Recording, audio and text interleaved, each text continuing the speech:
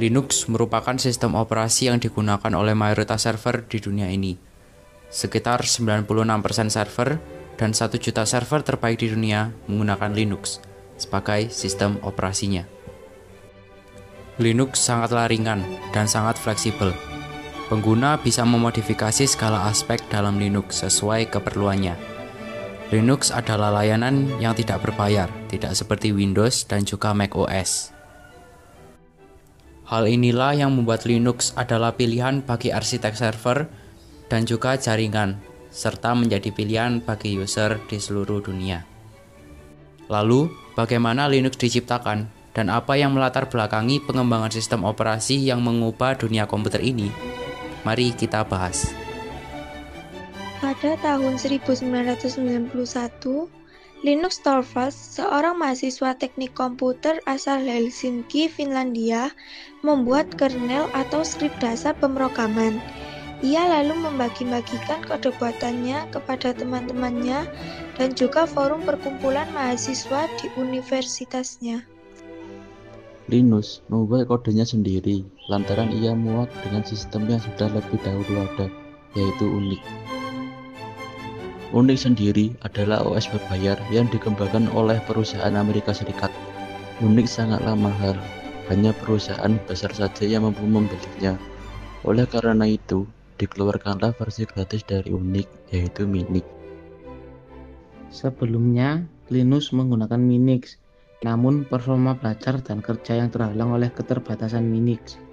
Ia juga melihat rekan-rekannya yang putus asa, sebab tidak bisa melanjutkan proyek mereka.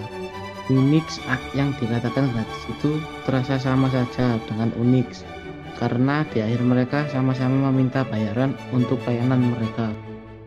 Dari sini, Linus bertekad untuk membuat kodenya sendiri. Linus membuat kodenya pada editor teks simpel di bawah lisensi komputasi, yang sekarang lebih kita kenal dengan GNU. Ia lalu menerbitkan kodenya secara online dan ia menamai kodenya itu Free, dan Linux. Namun lucunya, temannya yang sebagai uploader merubah nama folder Linus karena ia pikir Linux hanya bercanda dengan nama foldernya dan merubahnya ke Linux dan Unix, sehingga sampai sekarang kode Linux bernama Linux. Kode yang disebarkan oleh Linus mendapat feedback positif dari teman-temannya, dan bahkan user dari negara lain. Perkembangannya berlanjut pada tahun 1996, di mana lahir maskot untuk Linux, yaitu seekor penguin bernama Tux. Serta pada tahun itu muncul pengembang distro seperti Debian, Red Hat, SUSE, dan Slackware.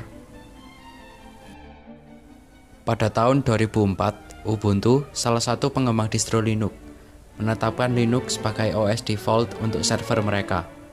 Hal ini ditiru oleh perusahaan yang lain sehingga Linux semakin dikenal dan bervariasi. Estimasi keuntungan yang diperoleh Linus bisa mencapai miliaran dolar.